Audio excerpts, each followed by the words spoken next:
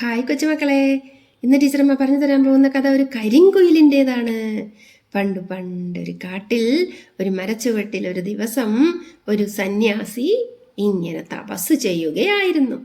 പെട്ടെന്ന് അദ്ദേഹത്തിൻ്റെ കയ്യിലേക്ക് 2 തുള്ളി വെള്ളം മരത്തിൻ്റെ മുകളിൽ നിന്നും വീണു. അദ്ദേഹം മുകളിലോട്ട് നോക്കി. അപ്പോഴാണ് മരക്കൊമ്പിൽ ഒരു കരിങ്കുയിലിരുന്ന് കരയുന്നത് കണ്ടത്. പാട്ടുപാടി ജീവിക്കേണ്ട ഈ സമയത്ത് എന്തിനാണ് എൻ്റെ ചങ്ങാതി ഇരുന്ന് കരയുന്നത്? സന്യാസി കുയിലിനോട് ചോദിച്ചു. നീ ഇനി കരയണ്ട, ഞാനിവിടെ ഉണ്ടല്ലോ.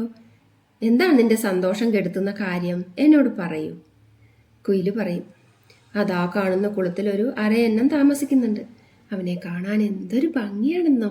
വെളുത്ത് അവൻ്റെ കൊക്കൊക്കെ കാണാൻ സ്വർണ്ണ നിറമാണ്. നീന്തി തുടിച്ച് അവനങ്ങനെ സന്തോഷത്തോടു കൂടി ജീവിക്കുന്നു. അവൻ്റെ കൂടെ എത്ര അരയന്നങ്ങളാണ്! അവരെ കാണാൻ എന്തുമാത്രം ജീവികളാണ് ദിവസേന വന്ന് പോയിക്കൊണ്ടിരിക്കുന്നത്. എന്നെ കാണാൻ ആരും വരുന്നില്ല, കാരണം ഞാൻ കറുത്തിട്ടാണ്. എൻ്റെ ഈ നിറം ആർക്കും ഇഷ്ടമല്ല. ഞാൻ പാട്ട് പാടിയിട്ട് എന്താ കാര്യം? എനിക്ക് ആരുമില്ല. കുയിൽ സങ്കടത്തോടെ പറഞ്ഞു. ഓ, ഇതാണോ നിന്റെ പ്രശ്നം? നമുക്കിത് പരിഹരിക്കാം, നീ പേടിക്കണ്ട. നിന്നോട് ഞാനൊരു ചോദ്യം ചോദിക്കട്ടെ, അതിൻ്റെ ഉത്തരം നീ കണ്ടുപിടിക്കണം. ആ, ചോദിച്ചോളൂ, കുയില് സന്യാസിയോട് പറഞ്ഞു. നീ ആ കുളത്തിൽ ചെന്ന് അരയന്നത്തിനോട് ചോദിക്ക് സുഖമാണോന്ന്. സന്യാസി പറഞ്ഞു. നമ്മുടെ കുയിൽ എന്ത് ചെയ്തു? അരയന്നത്തിൻ്റെ അടുത്ത് ചെന്ന് ചോദിച്ചു, നിനക്കിവിടെ സുഖമാണോ അരയന്നമേ എന്ന് ചോദിച്ചു. സുഖമോ? ഇവിടെയോ? ഞങ്ങൾ വെറും കാഴ്ച വസ്തുക്കളാണ് ചങ്ങാതി. എപ്പോഴും ഞങ്ങളെ കാണാൻ ഇങ്ങനെ ജീവികൾ വരും. അവർ ഞങ്ങളെ ഉപദ്രവിക്കാൻ വരും. ഞങ്ങൾ ഉറക്കം നിലവിളിച്ചുകൊണ്ടാണ് അവരിൽ നിന്നും രക്ഷപ്പെടുന്നത്. ഞങ്ങൾക്കൊരു സ്വാതന്ത്ര്യമില്ല. ഭംഗി കൂടിയതുകൊണ്ട് ആളുകൾ ഞങ്ങളെ ചിലപ്പോൾ പിടിച്ചു കൊണ്ടുപോകും. നിനക്കാണ് സുഖം. നിനക്ക് എവിടെ വേണമെങ്കിലും പോകാം. ആരും നിന്നെ ഒന്നും ചെയ്യില്ല. ഞങ്ങൾക്ക് വെള്ളം വേണം. ഈ കുളം വിട്ട് ഞങ്ങൾക്ക് എവിടേക്കും പോകാനും പറ്റില്ല. വെള്ളത്തിലും കരയിലുമായിട്ടാണ് ഞങ്ങളുടെ ജീവിതം. ഞങ്ങൾക്ക് മടുത്തു. അരയന്നം തൻ്റെ ദുരവസ്ഥ കുയിലിനെ അറിയിച്ചു. കുയിലിന് മനസ്സിലായി അരയന്നത്തിന് അത്ര സുഖമൊന്നുമില്ലെന്ന്. വീണ്ടും സന്യാസി പറഞ്ഞിട്ടുണ്ട് മറ്റു പക്ഷികളുടെ അടുത്ത് കൂടി പോയി ചോദിക്കണമെന്ന്.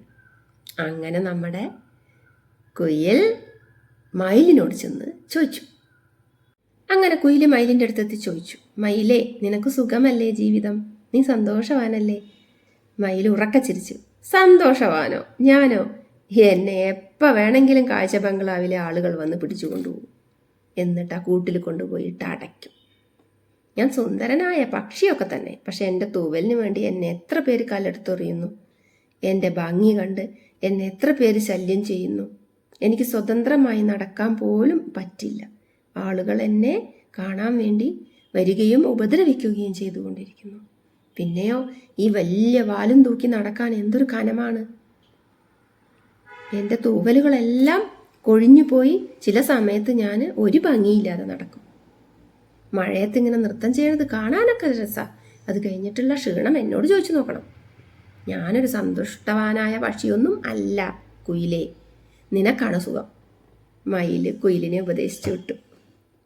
വീണ്ടും നമ്മുടെ കുയിൽ ആരുടെ അടുത്ത് പോയി? തത്തയുടെ അടുത്ത് പോയി. തത്തേ, നിന്നെ കാണാൻ എന്ത് സൗന്ദര്യമാണ്. ആര് പറയും? കുയിൽ പറയും. സൗന്ദര്യമൊക്കെ തന്നെ. എൻ്റെ ജീവൻ നിലനിൽക്കുന്നത് തന്നെ അത്ഭുതമാണ്. എപ്പോൾ വേണമെങ്കിലും എന്നെ കാട്ടുപൂച്ച പിടിച്ചു തിന്നും. അവിടെ ഭംഗിയൊന്നും നോക്കാറില്ല പൂച്ച. പിന്നെയോ എൻ്റെ ശബ്ദം മനുഷ്യരെ പോലെയാണ്. മനുഷ്യർ കണ്ടാൽ എന്നെ അപ്പം പിടിച്ചുകൊണ്ട് പോയി കൂട്ടിലിട്ടടയ്ക്കും. അതുകൊണ്ട് പേടിയാണ് ജീവിക്കാൻ. തത്ത പറയും. തത്തയ്ക്കും സന്തോഷമില്ലെന്ന് നമ്മുടെ കുയിലിന് മനസ്സിലായി.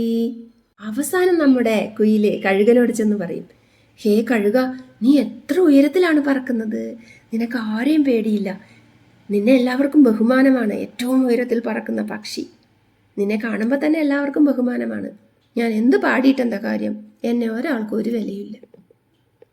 കുയില് കഴുകനോട് സങ്കടം പറയും. കഴുകൻ പറയും, നിനക്കവിടെ പാട്ടും പാടിയിരുന്ന് പഴങ്ങളും തിന്ന് ഇരിക്കുമ്പോൾ തോന്നുന്നതാണ്. മറ്റുള്ള പക്ഷികളുടെ ബുദ്ധിമുട്ട് നിനക്കറിയില്ല. നീയാണ് ഏറ്റവും വലിയ ഭാഗ്യവാൻ. നിനക്ക് എവിടെ വേണമെങ്കിലും പറന്ന് നടക്കാം കാട്ടിൽ. ആരും നിന്നെ ഉപദ്രവിക്കില്ല. നിന്റെ പാട്ട് കേട്ട് എത്രയോ ജീവികൾ കിടന്നുറങ്ങുന്നുണ്ട് സന്തോഷത്തോടു കൂടി. നിന്റെ വലിപ്പം നിനക്കറിയാഞ്ഞിട്ടാണ്. കഴുകൻ കുയിലിനെ ഉപദേശിച്ചു. എൻ്റെ കഷ്ടപ്പാട് നിനക്കറിയണോ? എത്ര ഉയരത്തിൽ പറന്നു പോകണം എനിക്ക് ആഹാരം കിട്ടണമെങ്കിൽ, ഒരു ഇരയെ കിട്ടണമെങ്കിൽ. എന്നെ കണ്ടാൽ ഇര ഒളിച്ചോടിപ്പോവും. ഞാൻ ഉയരത്തിൽ പറന്നു നോക്കുമ്പോൾ ഇങ്ങനെ താഴെ ഇരകൾ കാണും. അപ്പം ഞാൻ പറന്നു വന്ന് അവയെ കൊത്തിയെടുത്ത് കൊണ്ടുപോകും. നിനക്കോ ഇഷ്ടം പോലെ പഴങ്ങളാണ് ഈ കാട്ടിൽ, അത് കൊത്തി തിന്നാൽ മതി. കഴുകൻ കുയിലിനെ ഉപദേശിച്ചു. കുയില് തിരിച്ചു വന്നു സന്യാസിയുടെ അടുത്തേക്ക്. സന്യാസി കുയിലിനെ കണ്ടതും കുയിലിനോട് ചോദിച്ചു, ഹേ ചങ്ങാതി, സന്തോഷവാനായ പക്ഷിയെ നീ കണ്ടെത്തിയോ? കുയില് സങ്കടത്തോടെ പറഞ്ഞു, അല്ലയോ താപസശ്രേഷ്ഠ, അങ്ങാണ് എൻ്റെ കണ്ണ് തുറപ്പിച്ചത്. ഒരിടത്തും ഒരു പക്ഷിക്കും ഒരു സുഖവുമില്ല, ഒരു സന്തോഷവുമില്ല. അതൊക്കെ നോക്കുമ്പോൾ ഞാനാണ് ഈ ലോകത്തെ ഏറ്റവും സന്തോഷവാനായ പക്ഷി. അങ്ങെൻ്റെ കണ്ണ് തുറപ്പിച്ചു. എന്താണ് സത്യമെന്ന് അങ്ങെന്നെ കാണിച്ചു തന്നു, പഠിപ്പിച്ചു തന്നു. അങ്ങേക്ക് നന്ദി. എൻ്റെ എല്ലാ ദുഃഖവും പോയി. എൻ്റെ സന്തോഷം ഞാൻ കണ്ടെത്തി. അങ്ങ് കാരണം ഞാനിപ്പോൾ ഏറ്റവും സന്തോഷവാനായ പക്ഷിയാണ്. ഞാൻ ഇരുന്നൊന്ന് പോയി പാടട്ടെ. അങ്ങനെ കുയിൽ സന്യാസി ഇരിക്കണ മരത്തിൻ്റെ മുകളിലിരുന്ന് ഉറക്കെ പാട്ട് പാടാൻ തുടങ്ങി. സന്യാസി അത് കേട്ട് സന്തോഷത്തോടുകൂടി താഴെ ഇരുന്ന് ഇങ്ങനെ പറഞ്ഞു. ആ പറഞ്ഞ തന്നെയാണ് ഈ കഥയുടെ ഗുണപാഠം. എന്താണ് സന്യാസി പറഞ്ഞത്? അവനവൻ്റെ സന്തോഷം അവനവനാണ് കണ്ടെത്തേണ്ടത്, അല്ലാതെ മറ്റൊരാളെ പോലെ ആവണമെന്ന് ആഗ്രഹിച്ചുകൊണ്ട് ആവാതെ നിരാശപ്പെടുമ്പോൾ സന്തോഷം നമുക്ക് ലഭിക്കുകയില്ല. നമ്മളെപ്പോഴും നമുക്ക് കിട്ടിയതിൽ സന്തോഷം കണ്ടെത്തുമ്പോൾ നമ്മളാണ് ഈ ലോകത്തെ ഏറ്റവും വലിയ സന്തോഷവാൻ. കഥ ഇഷ്ടമായോ? കഥ ഇഷ്ടമായെങ്കിൽ ലൈക്ക് ചെയ്യൂ, ഷെയർ ചെയ്യൂ, കമൻറ്റ് ചെയ്യൂ, ചാനൽ സബ്സ്ക്രൈബ് ചെയ്യൂ. അടുത്ത കഥയുമായി ഉടൻ വരുന്നതാണ് നിങ്ങളുടെ സ്വന്തം ടീച്ചറമ്മ.